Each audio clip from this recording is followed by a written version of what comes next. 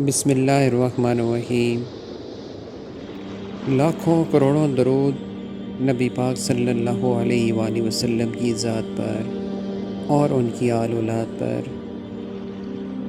دوستو، میری آج کی اس ویڈیو کا عنوان ہے خلیفہ سوم سیدنا حضرت عثمان غنی رضی اللہ تعالیٰ عنہ کی شان۔ آپ رضی اللہ تعالیٰ عنہ کو خلافت کا منصب سیدنا عمر فاروق رضی اللہ تعالیٰ عنہ کی شہادت کے بعد نصیب ہوا، اور اس سے بھی بڑے اعزاز کی بات یہ تھی کہ نبی پاک صلی اللہ علیہ وآلہ وسلم کی 2 صاحبزادیاں آپ کے نکاح مبارک میں تھیں، یعنی کہ آپ کو داماد رسول صلی اللہ علیہ وآلہ وسلم ہونے کا شرف بھی حاصل ہے۔ یوں تو آپ کی زندگی کے بے شمار ایسے واقعات ہم پڑھتے اور سنتے رہتے ہیں، لیکن اس ویڈیو میں آپ رضی اللہ تعالیٰ عنہ کی شہادت کے بارے میں مختصراً لیکن جامع بیان کروں گا۔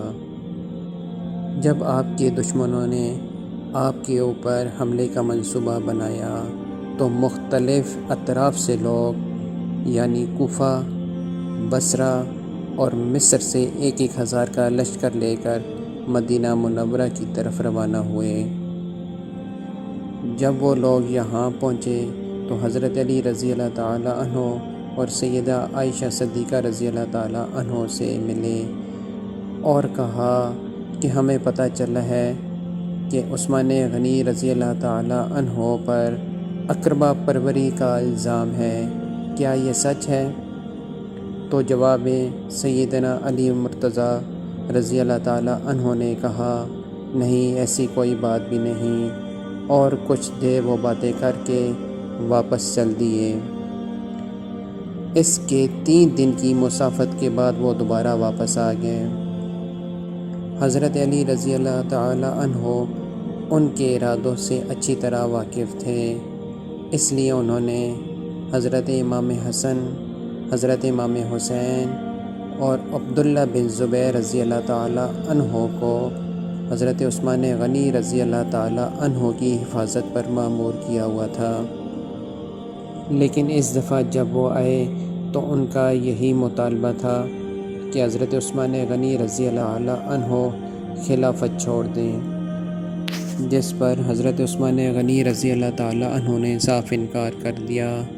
اس کی ایک وجہ یہ بھی تھی کہ آئندہ آنے والے دور میں اسلام کے اس دور کو اچھے لفظوں میں یاد نہ کیا جاتا اور کہا جاتا کہ چند لوگوں کے دباؤ کی وجہ سے حضرت عثمان غنی عنہ نے خلافت چھوڑ دی۔ اس کی دوسری وجہ یہ تھی کہ نبی پاک صلی اللہ علیہ وآلہ وسلم نے اپنی حیات مبارکہ میں آپ رضی اللہ تعالیٰ عنہ سے کہا تھا کہ اے عثمان، اللہ تعالیٰ تمہیں ایک قمیض پہنائے گا، تم نے وہ قمیض نہیں اتارنی۔ وہ قمیض کیا تھی؟ وہ قمیض خلافت کی قمیض تھی۔ ایک دفعہ نبی پاک صلی اللہ علیہ وآلہ وسلم احد پہاڑ کے اوپر سے گزر رہے تھے کہ اچانک وہ کانپنے لگا، تو نبی پاک صلی اللہ علیہ وآلہ وسلم نے اسے حکم دیا کہ اے احد پہاڑ، رک جا، تجھے معلوم نہیں تیرے اوپر ایک اللہ کا نبی، ایک صدیق اور 2 شہید کھڑے ہیں، یعنی آپ کے ساتھ حضرت ابوبکر رضی اللہ تعالیٰ عنہ، حضرت عمر فاروق رضی اللہ تعالیٰ عنہ اور حضرت عثمان غنی رضی اللہ تعالیٰ عنہ، یہ 7 شامل تھے۔ جب آپ نے احد کو حکم دیا تو وہ اللہ کے حکم سے رک، اس لیے حضرت عثمان غنی رضی اللہ تعالیٰ عنہ کو سب باتیں پہلے سے معلوم تھیں کہ ان کو شہید کر دیا جائے گا۔ اس وقت 700 سے زیادہ صحابہ کے قریب آپ رضی اللہ تعالیٰ عنہ کے دفاع میں کھڑے ہو گئے، لیکن آپ نے ان کو بھی منع کر دیا، بلکہ آپ نے کہا کہ جو بھی میرے غلام ہیں، اگر وہ مجھ سے یہ وعدہ کریں کہ وہ ہتھیار نہیں اٹھائیں گے تو میں ان کو آزاد کر دوں گا۔ یہ ساری باتیں دیکھ کے حضرت ابو ہریرہ رضی اللہ تعالیٰ عنہ وہ آگے بڑھے، لیکن آپ رضی اللہ تعالیٰ عنہ نے ان کو بھی منع فرما دیا۔ آپ کو دنیا میں کہیں بھی ایسی تاریخ میں مثال نہیں ملے گی کہ اتنی بڑی سلطنت کا مالک ہو اور اس کو اس بے دردی کے ساتھ شہید کیا جائے۔ آپ رضی اللہ تعالیٰ عنہ کا 40 دن تک پانی بند کر دیا گیا۔ یہ 18 ذی الحج کا واقعہ ہے کہ آپ رضی اللہ تعالیٰ عنہ قرآن پاک کی تلاوت کر رہے تھے کہ دشمن اچانک گھر کے پچھلے دروازے سے اندر داخل ہوا اور آپ پر وار کرنا چاہا، تو حضرت نائلہ رضی اللہ تعالیٰ عنہ نے اس کو روکنے کی کوشش کی، جس کی وجہ سے ان کا ایک ہاتھ کٹ گیا۔ دشمن نے جب دوبارہ تو آپ رضی اللہ تعالیٰ عنہ کا دایاں ہاتھ کٹ گیا اور آپ نے کہا کہ افسوس تم نے وہ ہاتھ کاٹ دیا جس سے میں وحی کی کتابیں لکھا کرتا تھا۔ اس کے بعد آپ کے قاتل نے 9 وار اور آپ کے جسم پر کیے۔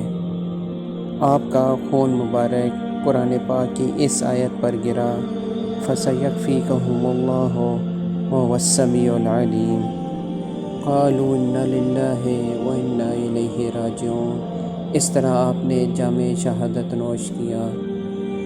آپ رضی اللہ تعالیٰ عنہ نے اپنے صحابہ رضی اللہ تعالیٰ عنہ کو اس لیے لڑنے سے منع فرما دیا تھا کہ آپ نہیں چاہتے تھے کہ اتنی پاک سرزمین خون سے ابرآلود ہو جائے، اور آپ رضی اللہ تعالیٰ عنہ نے مدینے کی حرمت کو پامال ہونے سے بچایا۔ آپ کو جس بے دردی اور تکالیف سے شہید کیا گیا، آج بھی دنیا آپ کو مظلوم مدینہ کے نام سے یاد کرتی ہے۔ دوستو، ویڈیو بنانے کا مقصد آئندہ آنے والی نسل کو دین اسلام، تاریخ اسلام کے بارے میں آگاہی دینا ہے۔ آپ سب سے گزارش ہے کہ وقتاً فوقتاً آپ ایسے واقعات اپنے بچوں کے ساتھ شیئر ضرور کیا کریں۔ اگلی ویڈیو میں انشاءاللہ خلیفہ چہارم حضرت علی مولا کائنات شیر خدا رضی اللہ تعالیٰ عنہ کی حیات مبارکہ پر ویڈیو بنائی جائے گی۔ آپ سب سے گزارش ہے چینل کو سبسکرائب کر لیں اور اگلی ویڈیو تک رابطے میں رہیں۔ جزاک اللہ خیرہ۔